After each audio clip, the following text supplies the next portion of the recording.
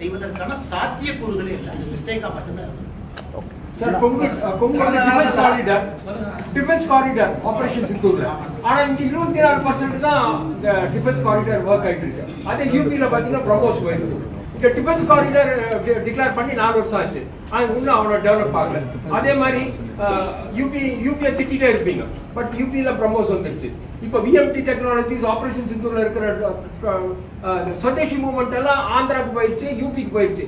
கொங்கு ரீஜனுக்கு ஏன் வரலன்னா the state government responsible for that? 100% தான். மத்திய அரசு ஒரே நேரத்துல 2 மாநிலத்துக்கு கொடுக்குறாங்க.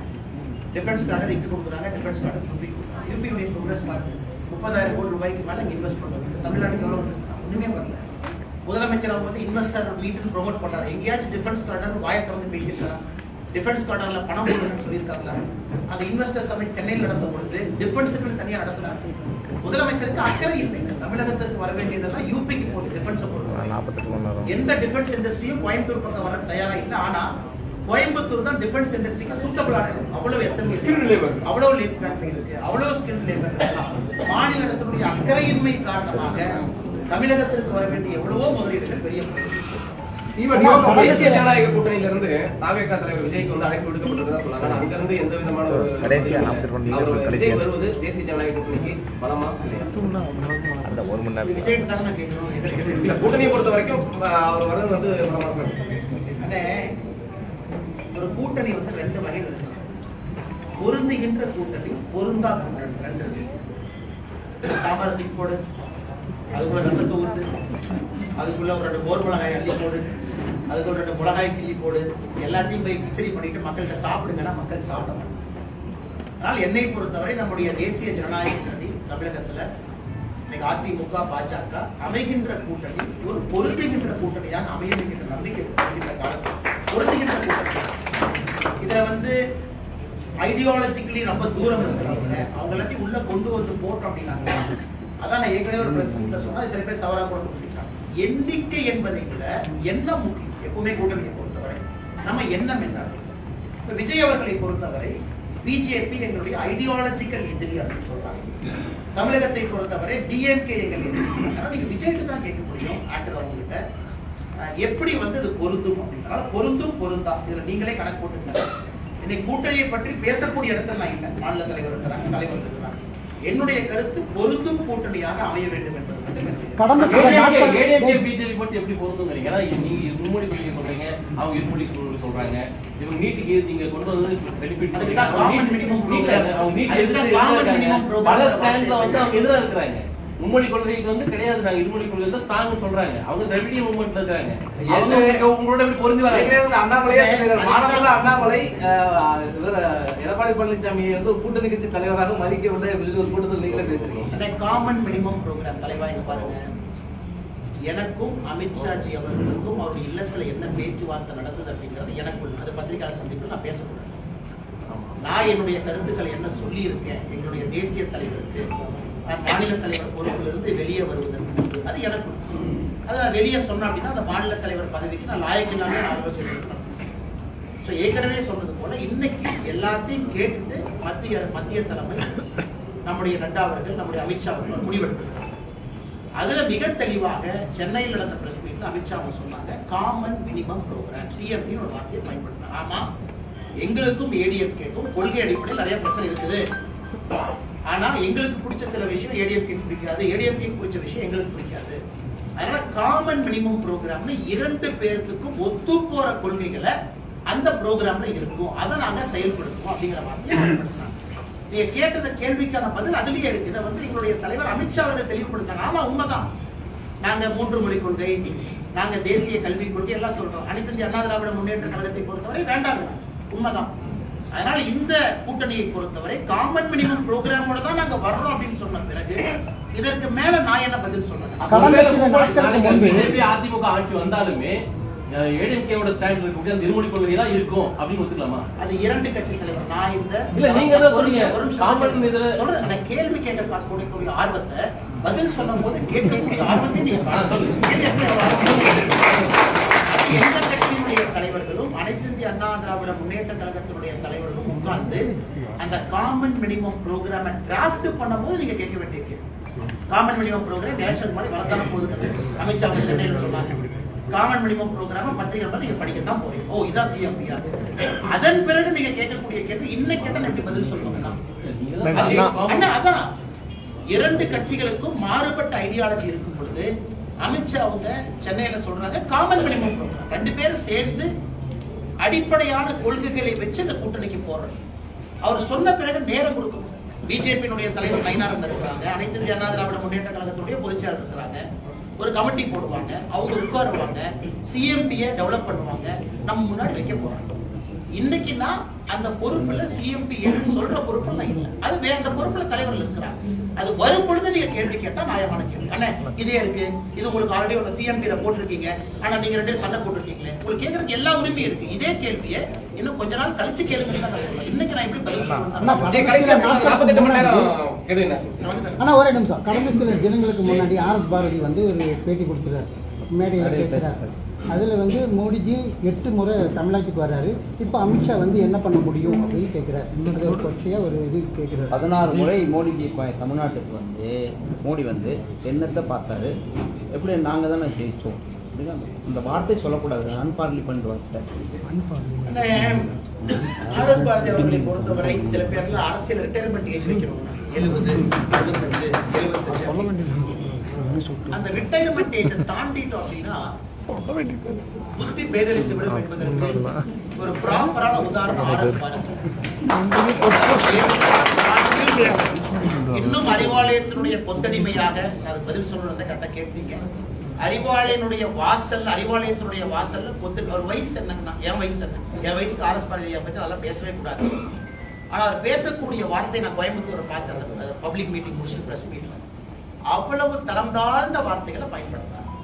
இதுக்கு தான் டன் கண்ட்ரோல் இல்லை, நாவடுக்கம் இல்லை. அவங்க எல்லாம் அந்த ரிட்டையர்மெண்ட் ஏஜ் வந்தோடனே வீட்டுக்கு கிளம்பி போயிடும். அதனாலதான் நம்முடைய சமுதாயத்துல சொல்லுவோம் வானப்பிரஸ்தம்னு சொல்லுவோம். வனப்பிரஸ்தம், அதாவது காட்டுக்கு போயிருப்ப எல்லாத்தையும் விட்டுட்டு தொடர்ந்து அரசியல் இருந்தா வரக்கூடிய பிரச்சனைகள் தான். அதனால அவர் கேட்ட அந்த கேள்விகளுக்கெல்லாம் பதில் சொல்லி நான் கொச்சைப்படுத்துறது இல்லைங்க. முருகன் மாநாடு அமித்ஷா ரொம்ப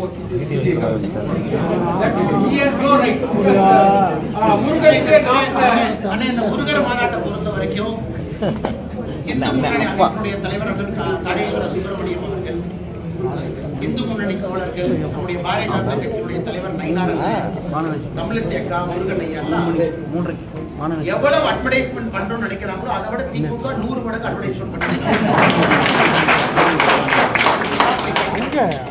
இந்த நேரத்துல ஜூன் 22ஆம் தேதி மதுரை நடக்கக்கூடிய முருகர் மாநாட்டுக்கு இலவசமா அட்வர்டைஸ்மெண்ட் கொடுக்கக்கூடிய காங்கிரஸ் கட்சிக்கும் திராவிட முன்னேற்ற கழகத்துக்கும் எல்லா திராவிட கழகங்களுக்கும் என்னுடைய நன்றியை தெரிவிச்சுக்கிறேன்.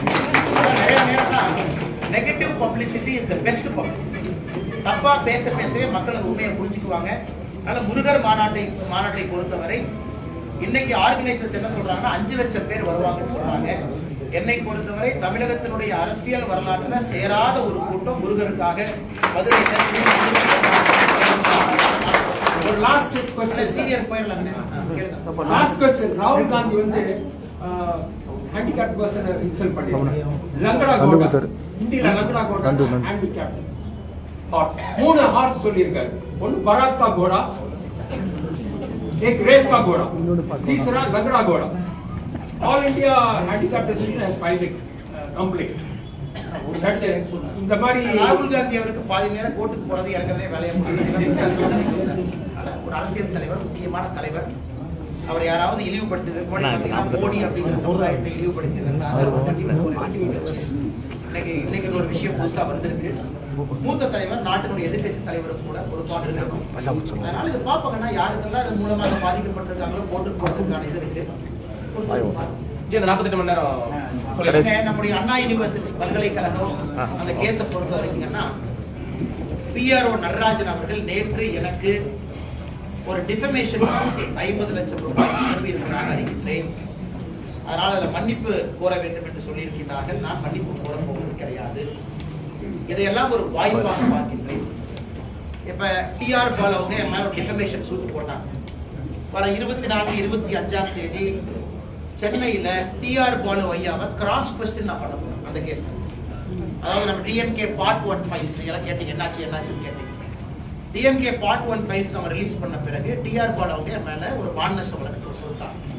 இந்த மானநஷ்ட வழக்குல முக்கியமான ஒரு அம்சம் என்னன்னா, யாருக்கு மானம் நஷ்டமடைந்து விட்டதாக நினைக்கிறார்களோ அவங்க கேஸ் போடுறாங்களோ அவங்கள கூண்டுல ஏத்தி கேள்வி கேட்பதற்கு ஆப்போசிட் பர்சனுக்கு உரிமை இருக்கு. சோ டிஆர் பால் அவர்களை நான் வருகின்ற 24, 25 சென்னை நீதிமன்றத்தில் நான் செய்ய போறேன்.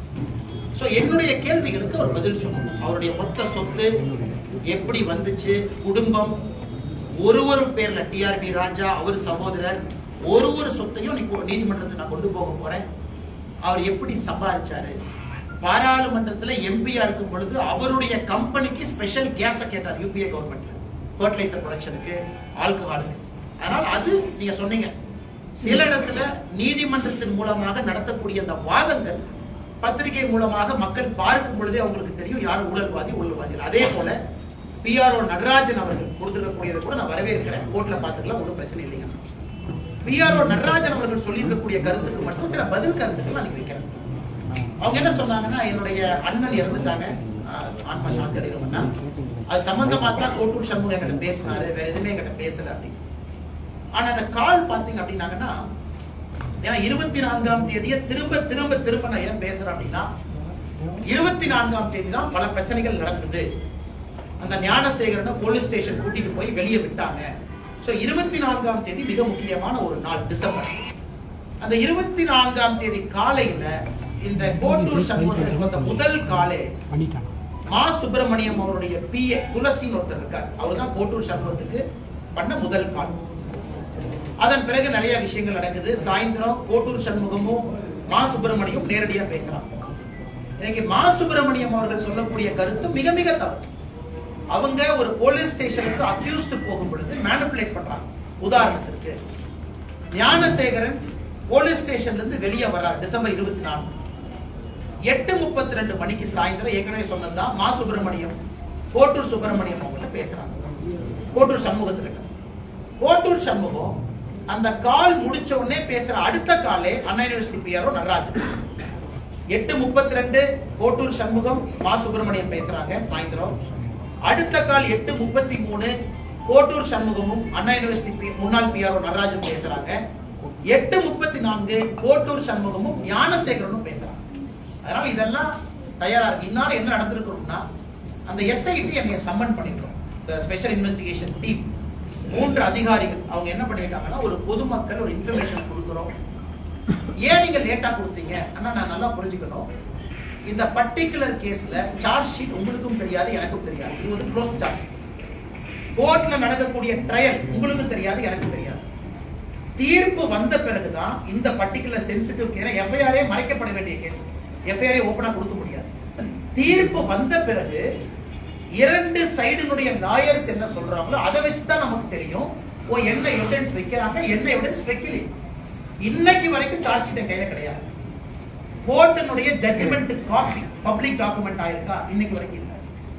எதற்காக திரும்ப சொல்றாங்க, அந்த சென்சிட்டிவ் கேஸ்ல என்ன வச்சிருக்காங்கிற எவிடன்ஸ் இல்லாம 2 லாயர்ஸும் பேசுவதை வைத்து, ஓ இதெல்லாம் விட்டுட்டாங்க, அப்ப அவங்க எல்லாம் விசாரிக்கலையா, அப்ப 24ஆம் தேதி எதற்காக நம்ம கிட்ட இருக்கிற ரெக்கார்ட் படி ஞானசேகரனை கைது பண்ணீங்க, ஏன் விட்டீங்க, மா சுப்பிரமணியம் அமைச்சர் ஏன் சம்மன் பண்ணல, அமைச்சர்கிட்ட ஏன் கேள்வி கேட்கல, கோட்டூர் சண்முகத்தை ஏன் சம்மன் பண்ணல. 2 போலீஸ் ஆபீசர்ஸ் நான் ஏற்கனவே சொல்லியிருந்தேன். ஒரு போலீஸ் ஆபீசர் பாத்தீங்கன்னா sub inspector Guindy law and order Gunasekar Kannan.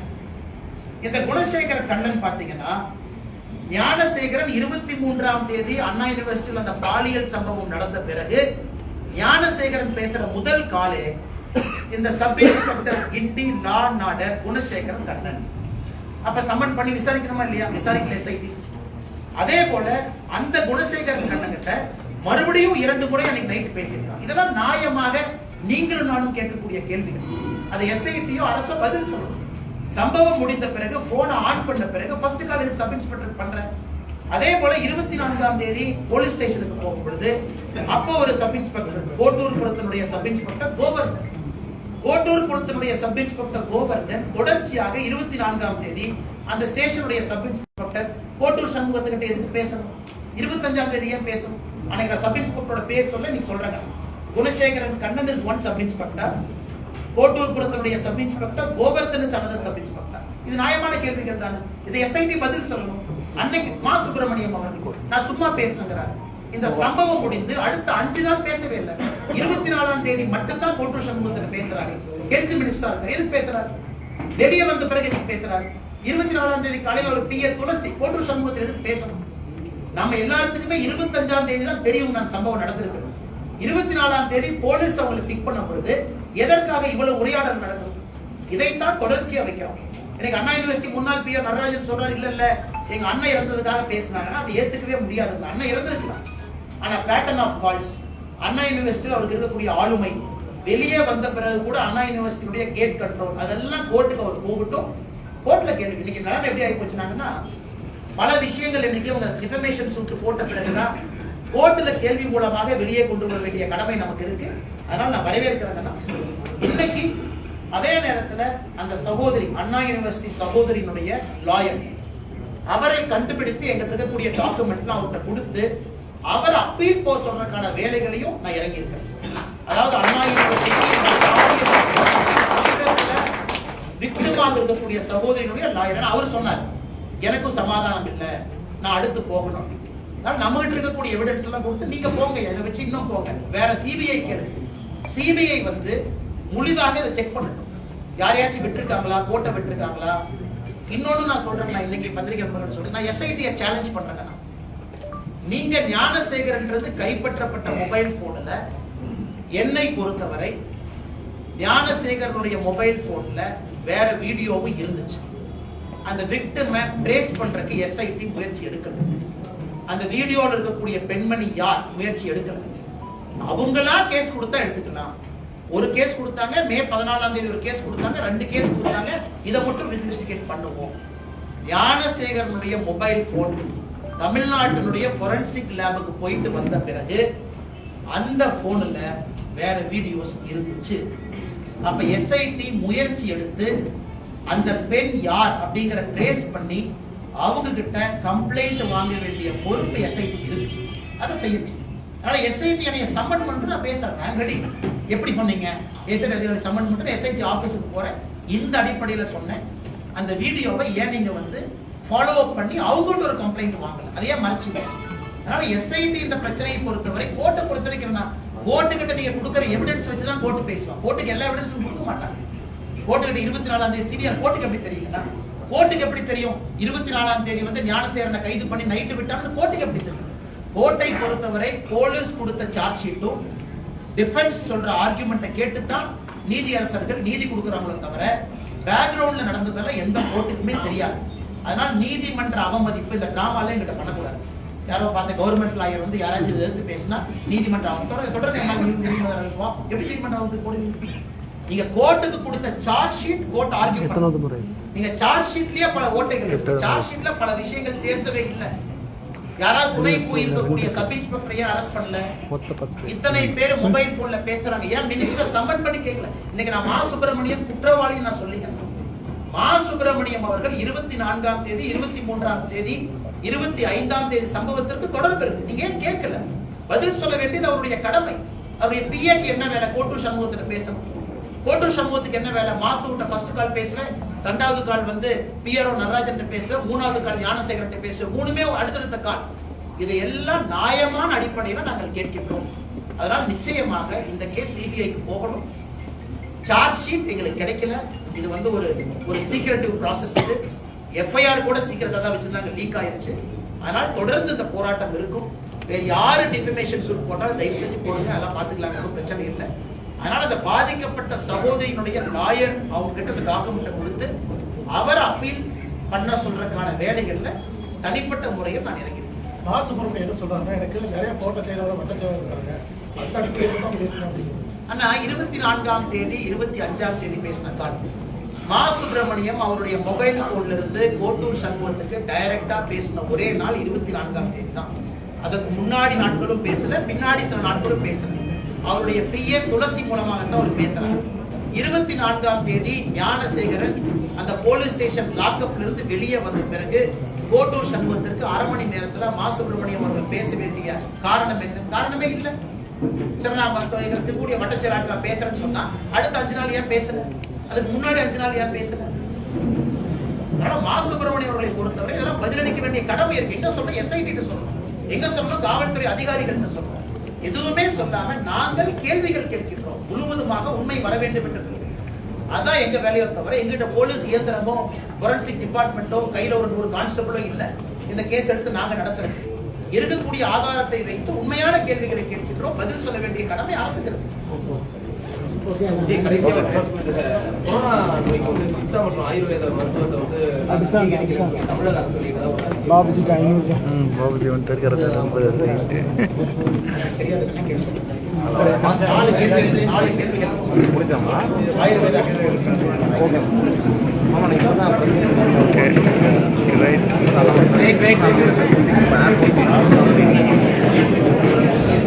நீங்கள் அங்கே இருக்கீங்க வாங்கிடுறீங்கம்மா